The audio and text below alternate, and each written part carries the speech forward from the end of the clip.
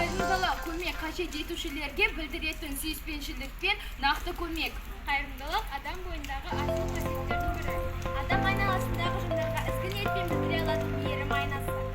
Дұрыс әрекет, әсем күлкі, таза ниет. Бұлардың барлығы мейірімділікке жатады. Бәріміз мейірімді болайық!